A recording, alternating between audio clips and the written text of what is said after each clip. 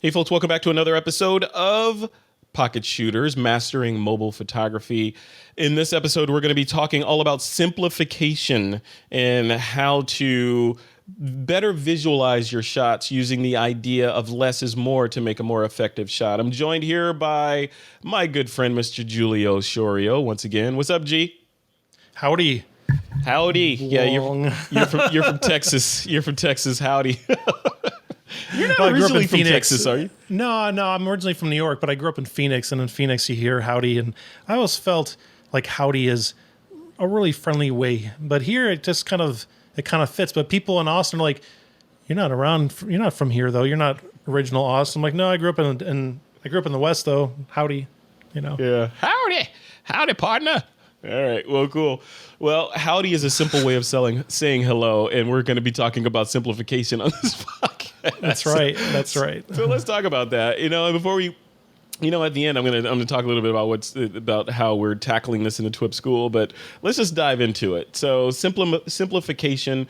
A lot of times when people are taking photos, whether it be with their mobile devices or another camera, they tend to think, okay, I have to get all of it in here. A good photo is this entire scene. There's my kid playing with blocks, so I have to show the entire room with the kid in the room, when in a lot of cases, the reverse is true. You want to get in closer, less is more, and you want to have a singular point of interest within that particular photo. So, G, take us through that a little bit from your perspective. Yeah, the thing is with photographers, because it's an art and there's also a technical aspect of it, a science, we all have a tendency to overthink things. And I'm guilty as to this as anyone else. And we're like, well, do I use this lens or this lens? Do I use this filter, that filter? JPEG, RAW, am I going to do like that? And it's like, before you know it, like you're not done anything. All you've done is think about it. So if you can simplify, and you miss the shot, right? So if you can simplify things, then you're so much more close to making it happen. Then basically take action. I mean, one of the things I do to simplify is I leave my camera on auto, which for the majority of the time, which works great with a smartphone. The other thing is I'll use available light unless I need to have some sort of augmented light, and of course, unless the augmented light is going to add to the concept of the shot. And I kind of go from there. I just keep it simple. Is adding another element going to be a creative barrier, or is it going to help you achieve what you need? Start there. And if it's a creative barrier, then bypass right away.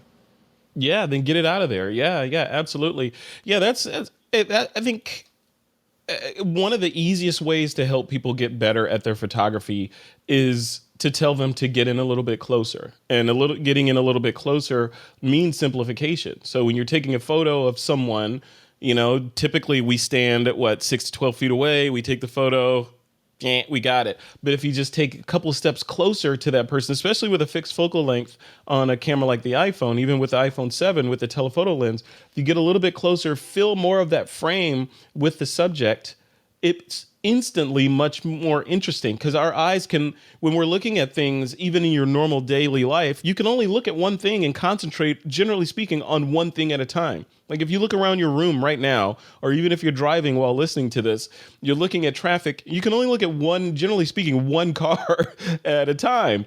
You can focus on one thing at a time. If we translate that to our photos and mimic that, so if I'm taking a picture of this vitamin water bottle, I put it right there.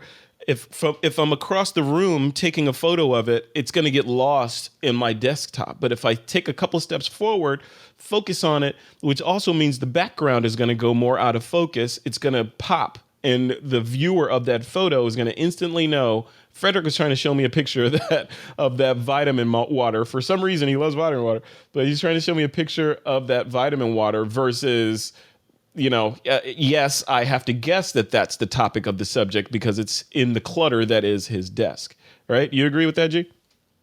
Yeah, totally. And if you want to step back, if you have a clean background, it doesn't have to be a backdrop. It can just be a clean wall. It could be blue sky. Maybe you're going to kneel down and shoot up at one flower from underneath it, and there's a beautiful blue sky and the bottom of a flower.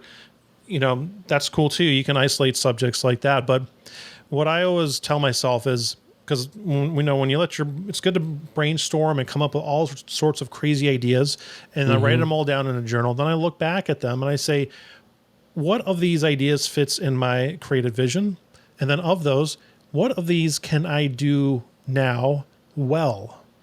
And if I can't do it now and I can't do it well, then I keep it on the back burner for someday maybe. The ones that I can do now and I can do well, I do that. Otherwise, you're gonna really give yourself such a creative goal. It's such a complex goal to get to. You're gonna get discouraged. And then if you do happen to do it, it may not be that good.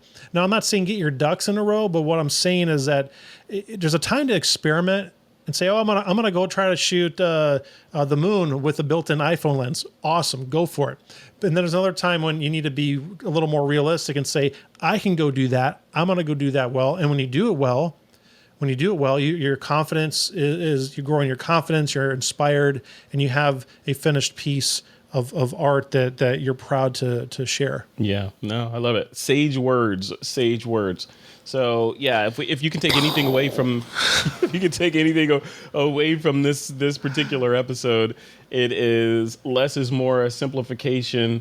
Get in a little bit closer, and the old magical word of bokeh, right? The what is it? The holy grail in a lot of photography that photographers love to talk about is bokeh, and that's the concept of throwing the background out of focus so that your subject stands out from it.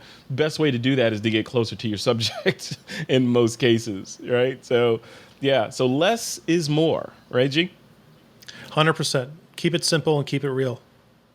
All right, folks, that's it for this episode of Pocket Shooters. We're keeping these episodes short and sweet so you can keep them in your pocket.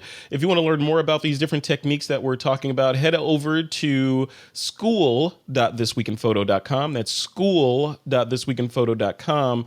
And there, as it would happen, will be a Pocket Shooters course there. If it's not there when you go immediately, because these episodes that you're listening to and watching now may come out before the Pocket Shooters course is available. But if it's not there, it will be there shortly. And in the meantime, check out the other courses that are on the school. And with that, G, we're going to end this episode and we'll see them in the next one. All right? Peace.